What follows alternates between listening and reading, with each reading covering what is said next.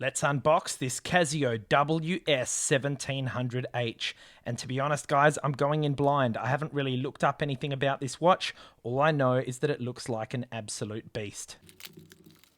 There it is. Must be our instructions and warranty in here. Bit different coming from Japan. Oh man, look at this thing. What have we got? Some of the functionalities we can expect there. Damn, that thing looks loaded. Let's take this off.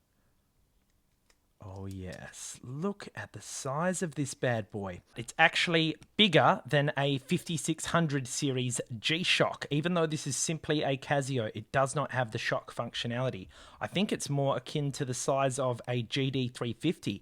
Yeah, look at that. This beast is almost as big as this.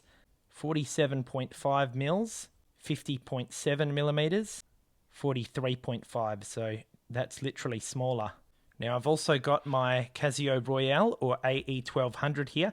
They do quite look alike in that they have the same digital analog time, but to be honest guys, they've just kind of replaced the map with all this extra functionality like the moon and tide graphs, which I think is pretty badass. I'm really curious how we're going to set up this moon and tide graph because the last time I did it was on the GBX100, and if you'll remember from our review video of that one, I had to press that button 900 times. So as you can imagine, I'm a little bit traumatized. Oh, and a quick update on that GBX100 that I borrowed from a viewer. It has now arrived safely back in the Netherlands with Red Wyvern. But guess what he told me in a message? Apparently, when I pressed that button 900 times, I pressed it that much that it actually wore down the surface of one of the buttons and made it visibly smoother. Check that out. Unbelievable. But speaking of smooth buttons, these ones actually look a really nice, healthy size and nice and easy to press. Now, I know that it's not a G-Shock, but I'm kind of used to them being more in the corners on these shapes like you do see with a G-Shock, but obviously they're more aligned with a Casio watch like the Royale. Now, what about the strap material here? It does seem a little bit strange. It's kind of holding its position. I guess in these Japanese boxes, as you saw, it's kind of folded like that. So I think that's just going to take a bit of time to wear out, but I'm very keen to get this on for a wrist check. We'll just have a quick look at the other features of the watch. We have 10 bar water resist, so 100 meters. Absolutely fantastic. And guys, the very other thing that I'm noticing straight away, look at the font of the digits there. It's really unique, and I've not seen that on a Casio watch before, particularly the W in Wednesday. Let's compare that to the Royale here. See how that's really different there? So kind of cool and kind of different. I dig it. All right, let's bang it on for a wrist check. And at the moment, I am wearing none other than the classic, iconic F91W. If you want to see our review on that one, check it out here. Man, these straps have this really thick, beastly buckle, don't they? Compare that to this little F91. Look at the difference in buckles there. All right, wow, that looks super cool. I really love the design of this watch. So this is what it looks like on my 6.5-inch wrist or 16.5 centimeters. So this watch only recently released in America and Japan, but how did I get my hands on it here in Australia? Well, I saw someone in one of the Casio Facebook groups that I'm in make a post that he just ordered all 3 colorways for $35 each. Now, of these colorways, I kind of like the grey one the most, but I'd honestly be happy with any of them. They're all really cool. But let me know, which one do you think is the best?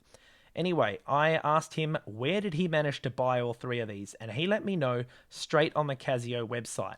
So I went and checked it out, but on the Australian version, there is no way for me to buy, which is quite disappointing. So what I ended up doing is going down to my local watch dealer and asking her if they had it. She laughed and said, no, it's only just come out. We're going to have it a bit later in Australia. But she said she'd call Casio for me and let me know how much it would cost. I waited till the next week and she gave me a call to let me know that this watch would be available from Casio for the recommended retail price of 160 Australian dollars. There was no way in hell I was going to pay that kind of price, given I saw my American friend get this bad boy for just $35. So I had to find another way. And since I knew this thing released in Japan as well, I actually logged into Buy Japan and created a saved search for the term WS-1700.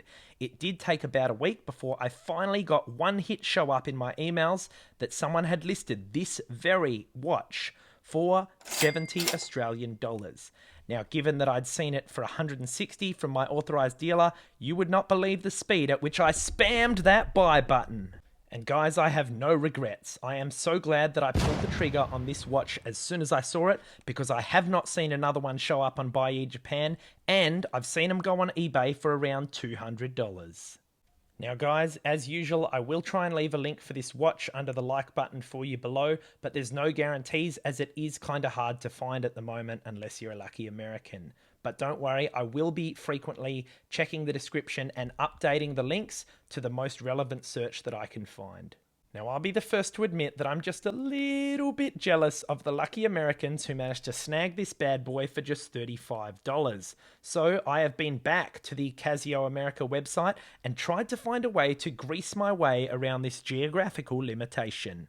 I tried using guest checkout and also using PayPal Express checkout, but neither options worked, even though it let me get to the very last step where I'd put in my email and all my details. Damn you, Casio, you've outsmarted me. Oh, and just to rub it in, Casio has been spamming my inbox with emails saying, hey, why didn't you complete the checkout? Finish buying the watch here. Believe me, I would if I could, Casio. You're leaving money on the table.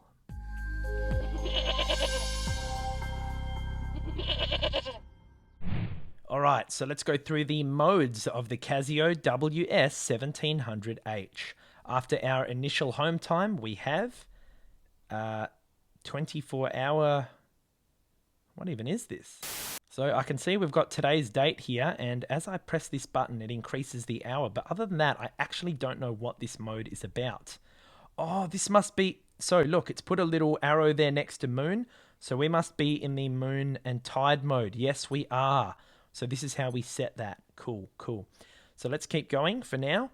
We then have our stopwatch mode. Now, you know me here at Goat Reviews. We are going to try and stop this on exactly 10 seconds. And if we do, you have to ram that like button. Here we go. 7, 8. Huh? Oh, I missed it. My bad, I was kind of tired. Okay, let's keep moving. What's after stopwatch? We have the timer. Awesome. Now, I am a big fan of this. I use it for cooking quite a bit. So what is this? Oh, cool. So look at this. We've got an auto repeat function. How do we toggle that? Let's put that on. Cool. Now, can we scroll both ways? We can. I usually like to have a 5-minute timer there. Next mode we have is the alarm. Now, how many do we have? Let's have a look. 1, 2, 3. Okay, 3 and a... Is that... No, it's not a snooze alarm. That will just be for toggling on signal. Cool, so not bad there. 3 alarms. And we also have dual time if we want to set this one up for a second time zone. Always handy. And after that, we are back to our home time. Let's shut off the lights for a backlight test. Here we go. Whoa, that is very clear. All parts of the display nice and evenly lit. Let's compare that to the AE1200, which is almost identical. Very, very similar. So guys, what do you think about this watch so far? Let me know. I'm very keen to hear if we have an instant classic on our hands. In fact, one of my friends on Instagram, G-Shock Macro, who makes some fantastic content, let me know that he believes this is going to be a modern classic that starts getting a lot of upgrade kits and etc. made for it. That's the kind of watch we're dealing with here.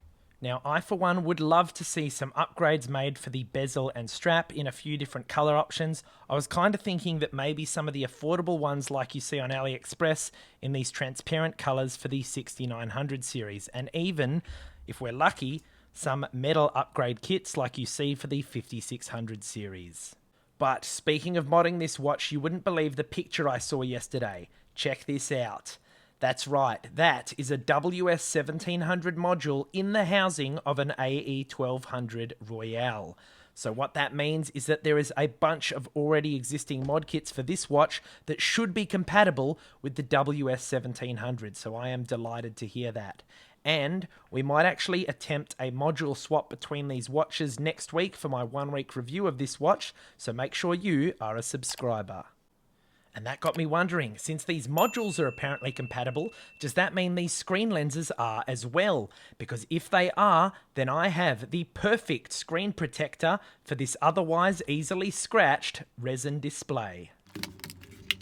Here they are. Let's have a look. AE 1200. Let's hope these are the right size.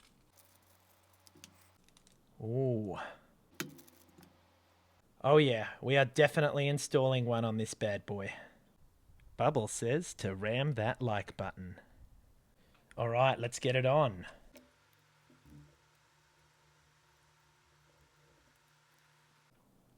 Oh yeah, look at that.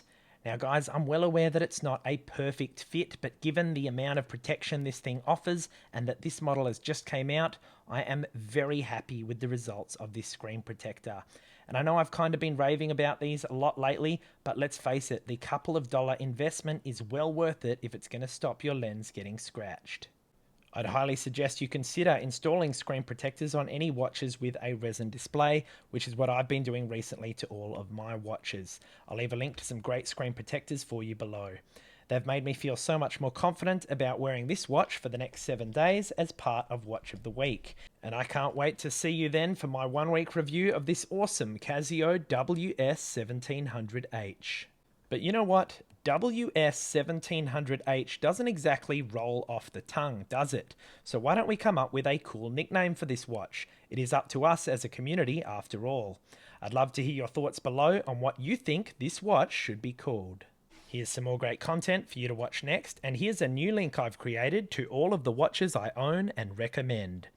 Thanks for watching, and I'll see you in the next review.